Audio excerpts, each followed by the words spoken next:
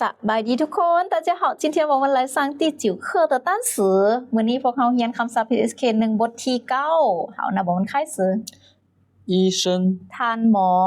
医生ทานหมอ医院โรงหมอ医院โรงหมอ椅子ตัง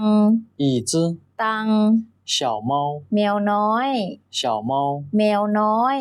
在哪儿อยู่ไส在哪儿อยู่ไส在那儿อยู่นั่น在那儿อยู่นั่น下面กอง下面กอง小น้อย小น้อย儿子ลูกชาย儿子ลูกชาย工作เฮ็ดเวียก工作เฮ็ดเวียก是แมน是แมน在อยู่在อยู่不在家บ่อยู่เฮือน不在家บ่อยู่เฮือน我朋友หมู่ค่อย我朋友หมู่ค่อย朋友家เฮือนหมู่朋友家เฮือนหมู่面包ข้าวจี面包ข้าวจี 面条มี面条มี 电脑คอม电脑คอม电话โทรศัพท์电话โทรศัพท์电灯ดอกไฟ电灯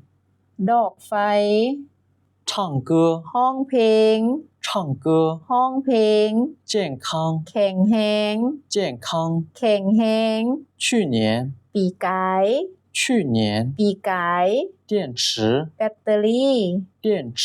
แบตเตอรี่复习ทวนคืน复习ทวนคืน地图แผนที่地图แผนที่ 跳舞เต้นฟ้อน跳舞เต้นฟ้อน电影หนัง电影หนัง汉语ภาษาจีน汉语ภาษาจีน地铁รถไฟใต้ดิน地铁รถไฟใต้ดิน睡觉นอน睡觉นอน电视โทรทัศน์电视โทรทัศน์送ทรง送ทรง见面พบกัน见面พบกัน好那我们第10课见